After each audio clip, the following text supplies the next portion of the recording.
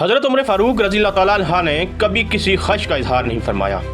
हज़रत यरका कहते हैं कि एक दफ़ा हज़रत उमर ने कहा कि ए यरका, मुझे आज मछली खाने का दिल कर रहा है। फिर खुद ही कहने लगे कि मछली तो करीब से मिलती नहीं, मछली के लिए दरिया पे जाना पड़ेगा जो 8 मील दूर है, और एक मछली के लिए 16 मील का सफ़र कैसे तय किया जा सकता है, छोड़ो यरका, रहने दो। ये कहकर मैं और हज़रत उमर फ़ारूक दोनों मस्जिद की तरफ चले गए। ज़ोहर का वक्त था।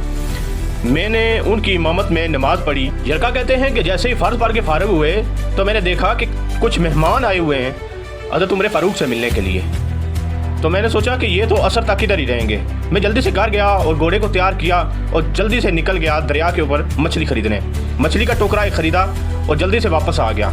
अरबी घोड़ा था, मुझे इतना वक्त नहीं लगा वापस आने में, लेकिन पसीने और गर्दो गुबार की वजह से घोड़ा सारा गंदा हो चुका था। मैंने जल्दी से कुएं पे लेके गया उस घोड़े को और उसे नहलाया और वापस छाँव में बांध दिया। असर का वक्त था। मैंने अमीरुल मोमिनीन की इमामत में नमाज़ पढ़ी और जैसे ही हम बाहर निकले तो मैंने कहा कि अमीरुल मोमिनीन, अल्लाह ने आपकी ख्वाहिश का बंदोबस्त कर दिया है। ये कहकर हम दोनों घर की तरफ आ गए और मैंने कहा कि मैं जल्दी से आपको मछली बनाकर पेश करता हूँ। तो हज़रत उमर फ़ारूक रज़ी अल्लाह तआला अन्हा ने मेरी तरफ गुस्से से देखा और फिर घोड़े की तरफ चले गए। घोड़े को आगे पीछे से दाएं बाएं से देखा, फिर आपने उसके कान चेक किए और मेरी तरफ देख कर कहने लगे कि ए यरका, इसके कान को भी साफ़ कर देते।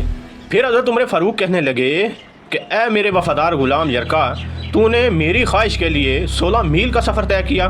फिर कहने लगे कि ए यरका, अगर बरोज़े महशर इस घोड़े ने अल्लाह पाक से मेरी शिकायत कर दी कि उमर ने अपनी एक छोटी सी ख्वाहिश के लिए मुझे 16 मील का सफ़र किया, तो बता यरका, मुझ जैसा कमज़ोर आदमी इसका कैसे जवाब देगा।